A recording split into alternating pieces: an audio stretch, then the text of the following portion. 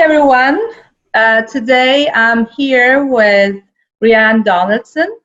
Brianne is assistant professor and the holder of the Sri Parshvanath Presidential Chair in Jain Studies here at UCI. So Brianne is going to show us today how to make a Jain-friendly menu, or at least recipes. She's going to show us the spring rolls with peanut sauce and also a Jain-friendly chocolate mousse. So, Brianne, take it away. Great, thank you, Annalisa, and hi everyone out there. I'm going to actually go in reverse today, and I'm going to start with dessert first so that it can sit in the fridge for a little bit. The two dishes I'm going to make actually require no cooking, so they're really excellent for hot summer days, and we'll get into it. So the first thing I want to do is make a tofu chocolate mousse. Mm-hmm. It involves very few ingredients, so I'll just show you down here that you need silken tofu, and this is shelf stable, so you don't find it in the refrigerator section. You usually find it in the Asian section. And I just am going to put that into the food processor, which is one of my very best friends in the kitchen. And then I'm using just basic dark cocoa powder, and I'm going to put in a 1/4 cup of this. And then it often also calls for, or the recipe that I use to make it so easy is to use maple syrup plus vanilla, but I actually have maple syrup with vanilla in it, so I even can cut out one ingredient there. And I put in a 1/4 cup of that.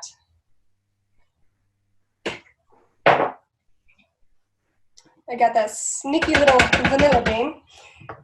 And that's pretty much the end of it. I'm going to run this just for a second. Do you ever use a food processor, Annalisa? Yes, I do. Yeah, I love using it. It sort of does all the work for me. So this runs for about, just a minute until all of it's smoothed out. And then I'm going to put it into dishes and stick it in the fridge. So as you do that, explain to the people who are watching this video why you are choosing tofu rather than dairy products, and the kind of precepts that go together with Jainism. Well, so Jainism is an ancient tradition rooted in India, although now Jains live all over the world, including in Southern California, which is why they've helped to support this position at UCI. While we talk, I'm just going to show Wow. It has a wonderful texture. Yeah, it's really wonderful. You can also use, if you have a excess of avocados, you can use about the same amount of fresh avocados, and it does the same exact thing. It makes it really nice and smooth with the same exact ingredients. So I'm going to just pour that into these dishes. So when we think about Jain food, or what makes this Jain friendly, I guess there's a few different reasons. The first is that in the Jain worldview, there is a sense that every living being has a core life force that's called agave, and this is for you and me and for all our watchers and for every living existent thing. So that includes plants, animals, birds, fish, microorganisms, and that really informs the way the Jains eat. I'll say another word about that in a minute, but just to show you, like, I'm going to go ahead and stick these in the fridge.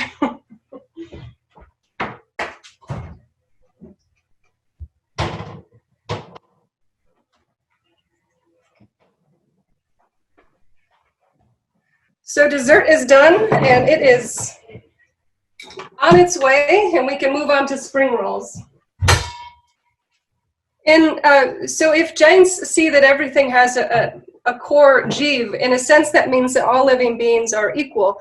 But when we look around us in the world, we also see that there's a great deal of difference and variation. And so the way that Jains account for this is by ascribing 1 to 5 senses to the different living beings.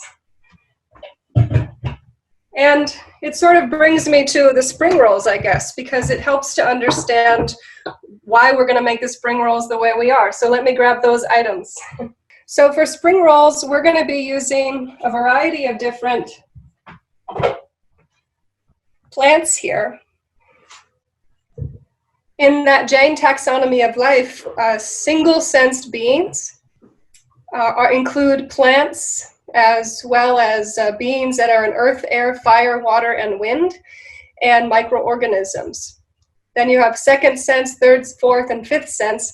And those, as we move up, they include different kinds of mollusks and worms and insects. And as we get to the fifth sense, that includes all humans, birds, mammals, fish. And so Jains generally try to eat one-sense beings only and avoid five-sense beings. Really, it's the hallmark of Jainism is not to eat animals and to eat one-sense plants. And it's also a little bit more interesting than that even, but let me do one step and then we can come back to talking about the vegetables that we're choosing today. So for this, spring rolls are extremely easy to make. They're one of my very favorite things. And I'm going to use, these are just basic rice noodles you can get. They're the really skinny kind. And so any sort of package will do. I just put them into a big bowl. And I get hot water from that you've just heated on the stove, or this is my kettle. And you just pour it over them, and they're going to sit for about 2 minutes. So you don't even really have to cook. They just do their own thing. You just don't want to forget them. They get mushy, then you've got a problem. I'm also going to, before we make the spring rolls themselves, those noodles set up, I'm going to do a peanut sauce. Mm-hmm.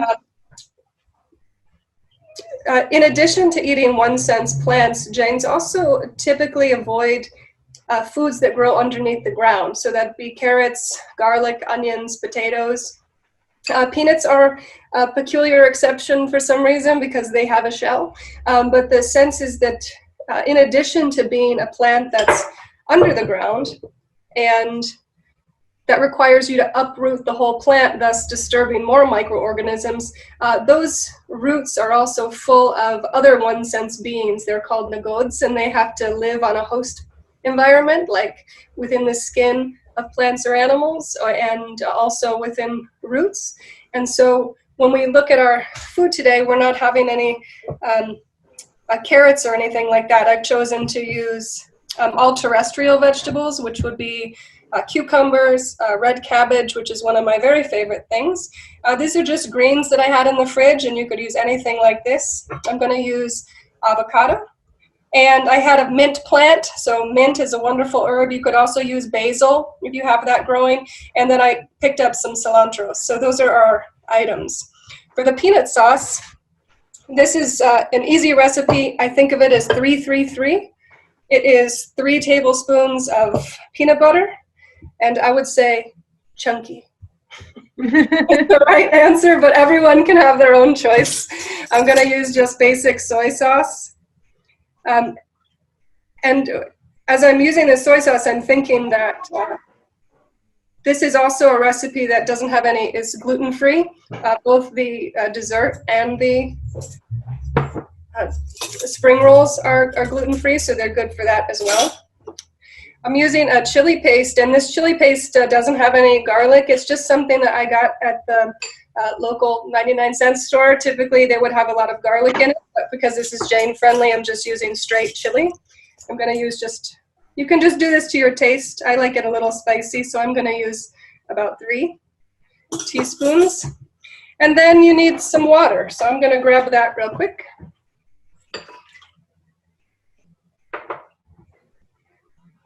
I'm going to quickly drain these little noodles out, and so they don't get too soggy, and I'll be right back. You need to rinse these off with cold water so that they cool down a little bit. And then I'm just going to go back to stirring this peanut sauce. Perfect. So Annalisa, what do you think would be helpful for other viewers to know about Jainism in addition to their diet of 1 sense plants. Well, I guess many will be curious about Jainism itself. It's often, I would say, conflated with Buddhism. So maybe you want to say something about that. In a sense, there's a good reason to conflate Buddhism and Jainism because they're really close cousins. They both emerge around the same time in ancient India, and they're both understood, like what we call Buddhism or what we call Jainism, they emerge out of this indigenous communities known as Shramanas or strivers. These are often the people, they're characterized by not ascribing to the Vedas. You can think of the Vedas as associated with contemporary Hinduisms. And they often lived away from society. They had a sense that sacrifice, especially sacrifice of animals, wasn't acceptable, and that anyone could be a striver. There didn't have to be a hierarchy. There wasn't a kind of gatekeeper recitation. And so Buddhism and Jainism both really emerge out of this. The Mahavir, who's the 24th teacher in Jainism, is older contemporary of the Buddha, and they reference each other in their own texts and in others, and so we know that they overlapped at least during their lifetimes, and their ideas often came into sometimes collaboration and sometimes conflict. All right, we've got peanut sauce, and I'm going to drain noodles, and then we are going to be ready to roll.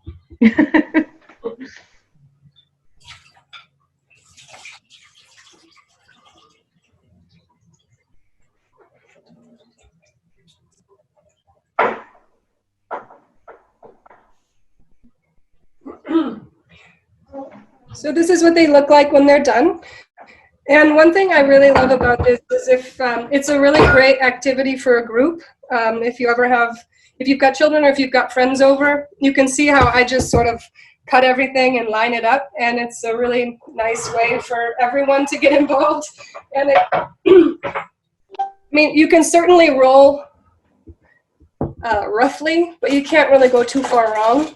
So big hands, little hands, everyone can get in on it. These are just basic spring roll rice wrappers. Rice is also a terrestrial grain that's very central to Jain eating. They look like this, and they also are very easy to deal with. I'm going to use a clear dish just so you can kind of see what it looks like. I put a little warm water in the bottom.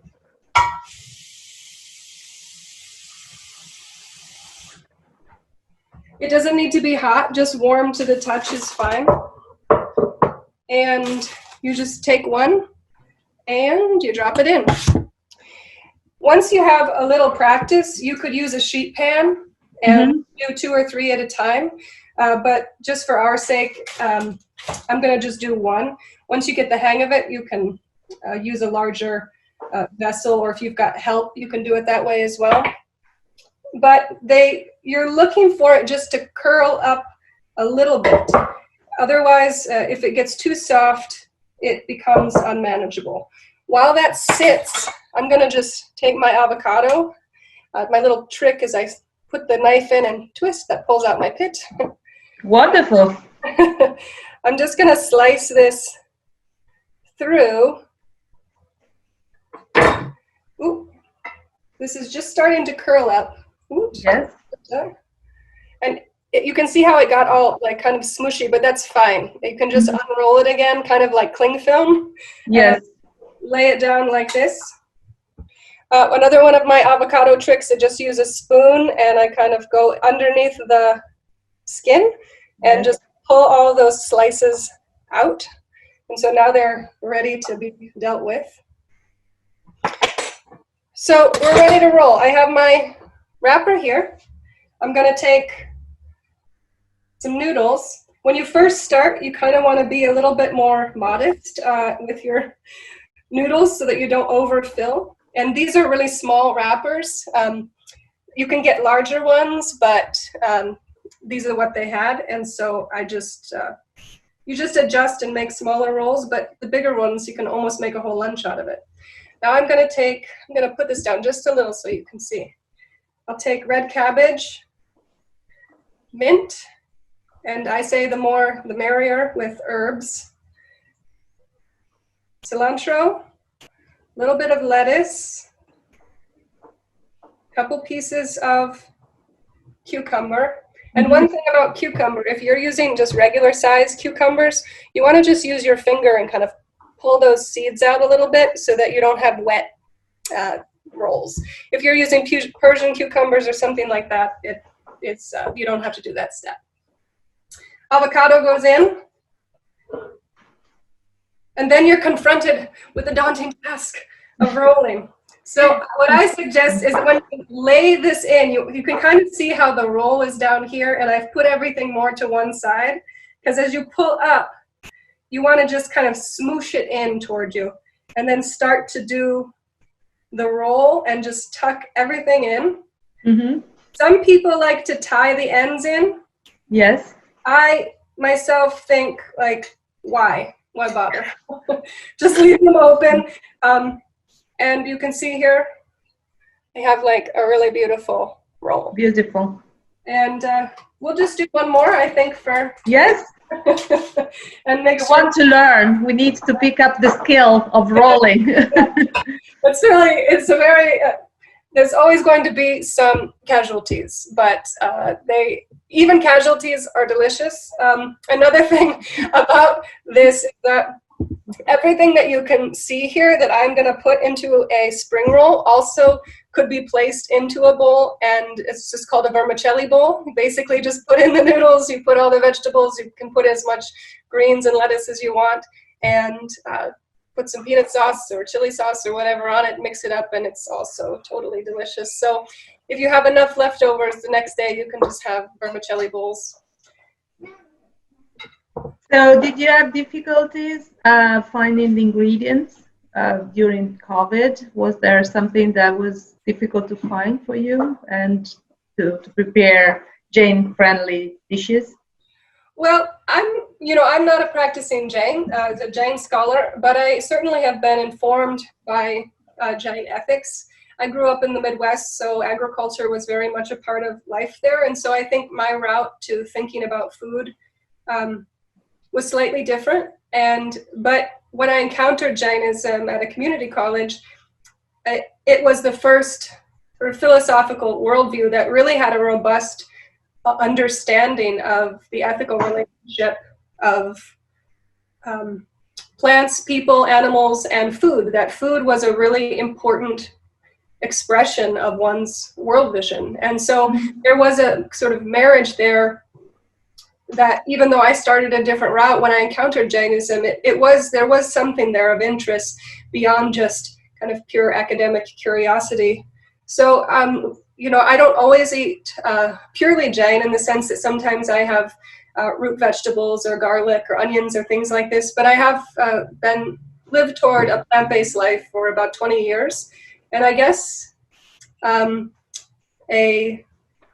without dairy and other animal products for, I guess, about maybe 14 of those. So in that sense, it's pretty, I just learned as you went. It's kind of like learning a little bit of a new language. And for this particular recipe, all of these things are very easy to find. And the only thing that might be a little bit unfamiliar to people is that tofu that you have to get on the shelf stable for the mousse. But otherwise, I mean, these are all things that you can get at any farmer's market, and just basic yes. shop. I'm gonna just put this here. And of course, now this wouldn't be a typical Indian Jain food, but among Jains who live in diaspora or live in other countries, they have sort of adapted Jain eating into all kinds of cuisines. So Mexican, Spanish cuisine, Thai, and different kinds of Asian cuisine. And so if I were going to have Jains for guests, I would be very happy to serve this. And I think, and for myself, I would be very happy to have this. So there's nothing that I feel like is, there's not a lot, not a lot that would have been added with, say, a potato, right, into this. Yes. And I think that one thing about this is that when you've got like a roll that's full of all these veggies, it also has the avocado in it. You could put tofu or cashews or other kinds of nuts, and then you have no excuse not to really go wild with peanut sauce, because then you can kind of really make the whole thing a complete protein, fat, delicious greens meal. Yeah, I think one thing that's it's interesting here is how you substitute for animal proteins, and I think that it would be important, even if you don't turn into a Jain or not even a vegetarian or vegan, but to know more about the use of non-animal proteins, because definitely there is overconsumption anyway of that kind of proteins in our Western society, I think. So it's all welcome and a very good learning experience for all of us, I think. Well, and I think it's a great time to try it over the summer. I mean, pandemic notwithstanding, when there are a lot of issues coming out of with the U.S. meat supply, I think it's a great opportunity to think about all that goes into that industry, and not just the cost to animals, but to many beings and to land. And so as we have a pause sort of put upon us, then I think it's a great opportunity to just explore other options. And one thing nice about the summer is that this is something that we don't actually have to cook. So you can, in a certain way, it's even easier to make. It's not as though one has to even substitute for this particular recipe, but that you can leave it out and explore sort of all the seasonal vegetables that you have at your local market, whatever's in your herb garden, whatever you have sitting in the back of the fridge that you thought, what am I going to, I was supposed to use that last week. Roll is a wonderful vehicle for just about everything. I have a friend who used some like plant-based meat products. I often will stick, like I said, tofu or peanuts, cashews, anything like this. And so it's just a really great vehicle for whatever needs to be used up. And it's a fun activity. It's a way to kind of get your hands dirty. And I always think, one great thing I learned about being in India is that there is this invitation to be close to all the things that make us human, and using our hands to eat is one of those things, sort of to have a different relationship with our food, both philosophically and tactily. So if I were going to serve this, I would probably load this tray up a lot more than this, and I might even have a much bigger platter. We would really want to have this sense of abundance, spring rolls for everyone. Yes. I would put my peanut sauce right on there and kind of stack this around. And not to be outdone, let me go grab our chocolate mousse. Absolutely. So this is the chocolate mousse, and if I were doing this, I would just have whatever fresh or frozen fruit that I have around and stick that on. I also like to have other things on. I was feeling very nostalgic today. I was cutting these strawberries, like this, and I remember I was having a memory of my grandmother trying to show me how to pack glass. and I'm not sure she would be too impressed with this, but nevertheless. For me, I really like to have, I always have nuts on hand. I guess as someone who eats like a plant-based diet, nuts are a pretty important part of my life. I make all kinds of things with them. Make different spreads and all sorts of things. But these are walnuts, and so I'm going to add those into the mousse. One thing about nuts is that they can, you don't just eat them by themselves. They go into, I can make like a crumble, kind of like a taco meat out of this without having to do any sort of heating And so all these things are really nice for plant-based eating. And I also picked up some coconut, so I'm going to add some of that here as well. So our finished product is going to be some chocolate mousse and spring rolls. And you pour the peanut sauce on top of the spring rolls when you heat them, or you dip the roll inside the sauce? Well, there's a couple ways. So if I was going to have friends over, I would probably have some little bowls and then pour some into each individual bowl so that you can just dive in. If it's just me by myself, if you were to watch me, if someone were to walk by and see me through the window, they'd see me just sort of pouring it on and eating it right now. Dish. I can't really. Sometimes I don't even bother to sit down. I just think I have to get right into it. So yeah, if you've got friends, I guess the social distancing way to do it is to put it into each little dishes so everyone can just go kind of pull out of the communal peanut sauce bowl and into their own and do it however they want. Some people like to dip. Some people like to pour on. You also, if you want to be impressive, you can kind of cut these in half.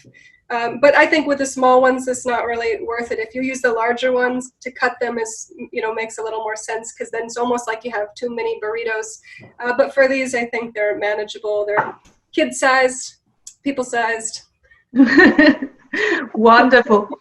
So, Brienne, thank you so much for showing us these Jain-friendly dishes. And for all of you who have been watching this video, goodbye and enjoy. Thank you. And as the Jains say, Jai Jinendra, or victory to the Jinnah in you. Thanks, everybody. Thank you, Brienne. Yeah. Bye-bye.